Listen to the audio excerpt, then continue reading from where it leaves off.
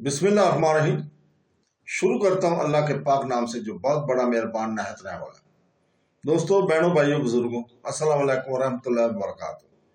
तारीख़-ए-सलाम की 349 नंबर किस्त में हम आपको खुशामदीद कहते हैं और इसमें हम बयान कर रहे हैं अजीज बिन अबैदी और वलीद बिन हिशाम को। मुअज़्ज़ की वफात का हाल सुनकर अफगीन ने फौजें तैयार करके हदूद मिस्र पर फौज कसी की थी और मुकाम सैदा का मुआसरा कर लिया था। सिदा में जालिम बिन महूब और दूसरे अबैदी सरदार मौजूद थे। उन्होंने मुकाबला किया मगर शिकस्त खाकर भागे। अफगीन ने बढ़कर मक्का को फतह कर लिया और इसके बाद तबरिया पर चढ़ाई की और जब तबिया पर चढ़ाई की,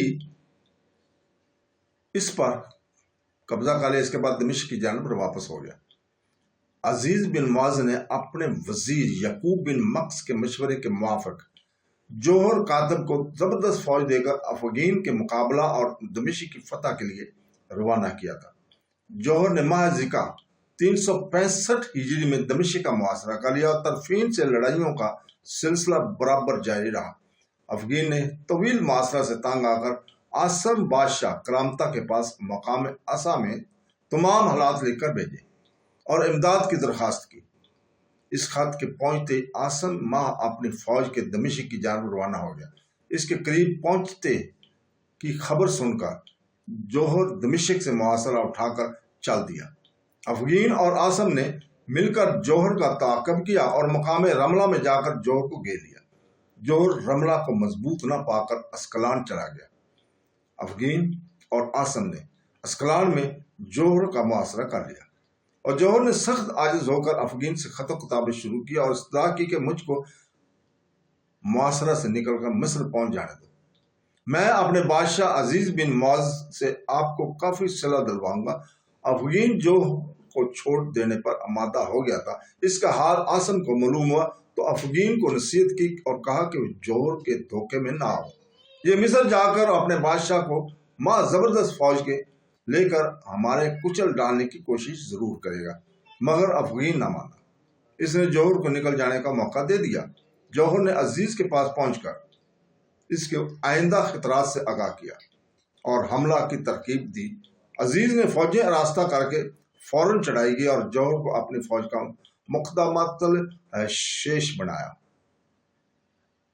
मुहर्रम 367 हिजरी में अजीज ने आसम और अफगीन के मुकाबले रमला में मोर्चे कायम कर लिए थे और अफगीन के पास पैगाम भेजा कि तुम आसम से जुदा होकर मेरे पास चले आओ, मैं तुमको अपनी अफवाज का सिपह सलार आजम बना दूंगा और जिस हिस्सा मुल्क को तुम पसंद करोगे इसकी हुक्म तुमको अता कर दूंगा।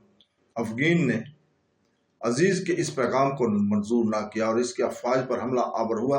करीब था कि अजीज की फौज को शिकस्त हो, मगर इसने संभल कर और अपने फौज को संभाल कर हमला किया। बड़ी खूनराज जंगी हुई। आखिर आसम और अफगीन की फौज को शिकस्त हुई। इनकी फौज के 20,000 आदमी मैदान जंग में मकतूल हुए। अजीज ने फतहमंद होकर ऐलान किया कि जो शख्स अफगीन को जिंदा गिरफ्तार करके लाएगा इसको 1 लाख दिनार दिए जाएंगे। इस ऐलान का नतीजा ये हुआ कि एक शख्स ने धोखे से अफगीन को गिरफ्तार कराकर 1 लाख दिनार वसूल कर लिए। अजीज के सामने जब अफगीन पेश हुआ तो इसने इसकी बड़ी इज्जत की और न सिर्फ अपना मसाइब खास बनाया बल्कि वजारत उज़्मा का ओहदा इसको अता करके इसकी खूब तलजोई की और एक शख्स को आसम बादशाह करामता के पास मुकाम तबरिया में भेजा जहां वो शिकस्त के बाद मुकीम था और पैगाम दिया कि तुम मेरे पास आकर मुझसे मिल जाओ। इसने जब इनकार किया तो अजीज ने 20,000 दिनार इसके पास भेजे और लिखा कि हर साल तुमको इसी कदर रुपया मिला करेगा। मगर आसम ने मिस्र जाने से इनकार कर दिया और तबरिया से रुखसत होकर असा चला आया। अजीज अफगीन को लिए हुए कायरा चला गया। अफगीन की चौंके सबसे ज्यादा इज्जत और तौकीर हुई थी, वो वजीर आजम बन गया था। लिहाजा साबिक वजीर आजम यकूब बिन मक्स ने अफगीन को जहर देकर मार डाला। अजीज को जब ये हाल मालूम हुआ तो इसने यकूब को गिरफ्तार करके 40 रोज में कैद में रखा और 5 लाख दिनार जुर्माना वसूल किया। इसके बाद फिर यकूब को कलमदान और वजारत अता कर दिया।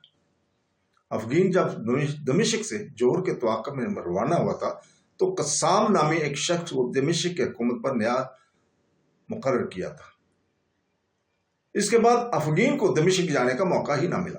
قسام کی حکومت وہاں خوب مضبوطی سے قائم ہو گئی تھی۔ جب قسام نے افغین کے مصر جانے کی خبر سنی تو اس نے دمشق میں عزیز کے نام کا خطبہ شروع کر دیا تھا۔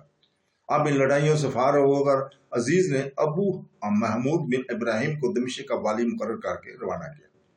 قسام نے ابو محمود کو دمشق میں داخل نہ ہونے دیا۔ عزیز نے قسام کی سرکوبی کے لیے اور فوج بھیجی۔ خادم سیف الدولہ نے جو حمص پر قابض اور متصرف تھا، حاکم مصر کی فوجوں کو رسد پہنچائی۔ ادھر مفرج بن جارہ قبیلہ طے کا سردار عربوں کی جمعیت لے کر برسر مقابلہ ہوا۔ چند سال کی مارکہ آرائیوں اور لڑائیوں کے بعد عزیز نے بکچور کو اپنی طرف سے دمشق کا والی مقرر کر دیا تھا۔ بکچور نے دمشق پر قابض ہو کر یعقوب بن مقص وزیر السلطنت مصر کے آواردوں کو اس لیے دمشق سے نکال دیا تھا کہ یعقوب نے بکچور کی والیت دمشق بنائے جانے کی مخالفت کی تھی۔ چنانچہ چند روز کے بعد یعقوب نے بکچور کی شکایت کر کے اس کے خلاف عزیز کو آمادہ کر دیا۔ مصر سے فوج آئی اور بکچور نے بعد مقابلہ شکست کھائی۔ ادھر سیف الدولہ نے شام پر چڑھائی کی، دوسری طرف بادشاہ قسطنطنیہ نے فوج کشی کی۔ غرب دمشق کا علاقہ 385 ہجری تک مسلسل لڑائیوں اور خون ریزیوں کا مرکز بنا رہا تھا۔ رومی فوجوں کے دمشق کی طرف حرکت کرنے کا حال سن کر عزیز نے 385 ہجری میں خود کیرا سے ماہ فوج دمشق کی جانب کوچ کیا اور رومیوں کے خلاف جہاد کی منادی کرا دی، مگر مقام بلبس میں پہنچ کر بیمار ہو گیا۔ عجب اتفاق ہے کہ اس کا باپ بھی جب دمشق کے ارادے سے روانہ ہوا تھا تو اسی مقام پر پہنچ کر مرض الموت میں گرفتار ہوا تھا۔ غرض عزیز آخر رمضان 386 ہجری میں کئی ماہ بیمار رہ کر فوت ہوا اور اس کا بیٹا ابو المنصور باپ کی جگہ تخت نشین ہوا اور حاکم بامر اللہ کا لقب اختیار کیا۔ منصور المکہ بعد حاکم نے تخت نشین ہو کر امور سلطنت کا اختیار حسن بن عمار کتامی کے ہاتھ میں دے دیا۔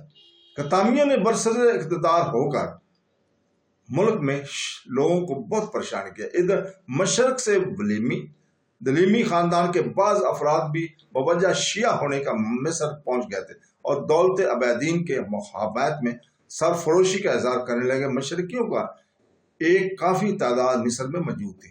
بالآخر مشرقی اور مغربی گروہوں میں خانہ جنگی ہوئی۔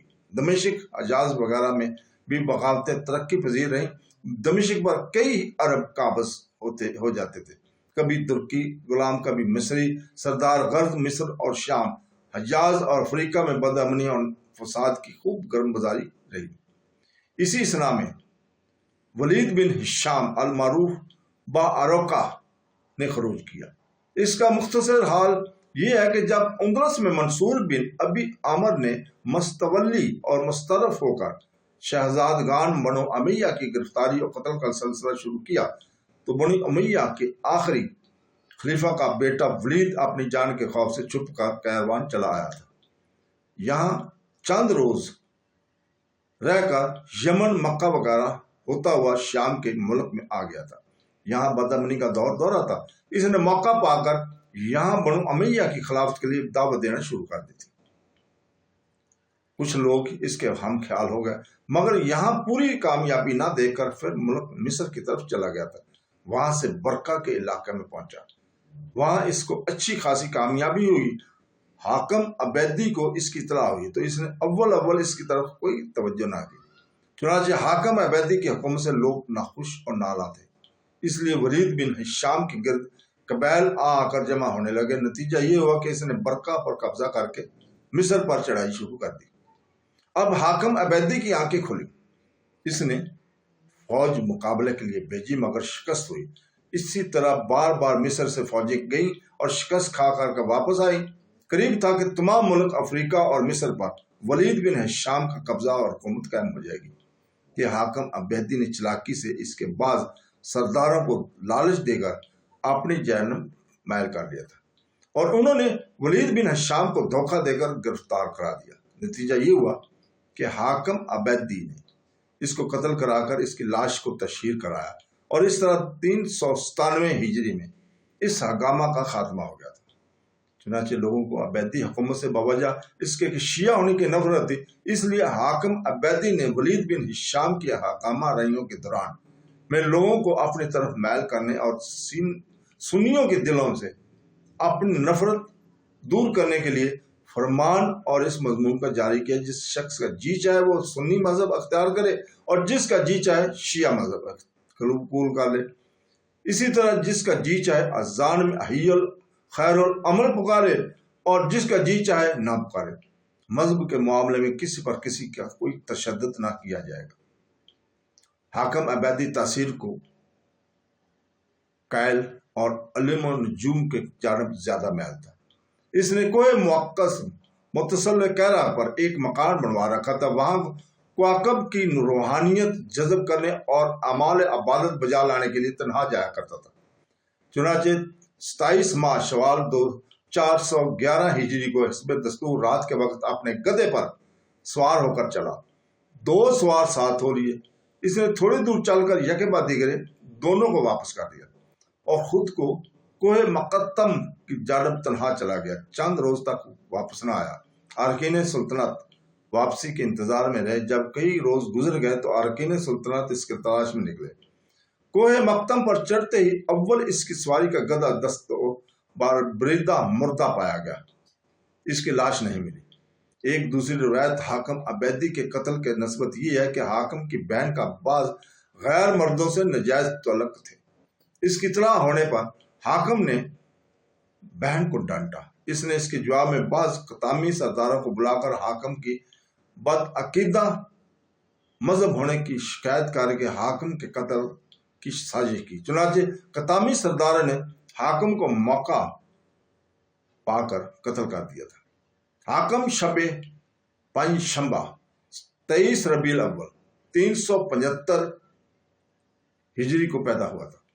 36 سال کی عمر میں فوت ہوا۔ حاکم کے قتل کا یقین ہو جانے کے بعد ارکین سلطنت نے حاکم کے 9 عمر نابالغ بیٹے علی کو تخت نشین کر دیا۔ علی کا لقب زہر الدین اللہ تجویز کیا گیا اور امور جہاں بانی زہر کی پھوپھی یعنی حاکم کی بہن کے ہاتھ میں آئے۔ حاکم مطلون سخت گیر شخص ہوا تھا۔ تو دوستو اس کے ساتھ ہی ہم اجازت چاہتے ہیں کل تک کے لیے۔ کل انشاءاللہ تعالی ہم اسی وقت آپ کے سامنے اگلی قصہ لے کر آئیں گے۔ کل تک کے لیے اجازت چاہتے ہیں۔ اللہ حافظ۔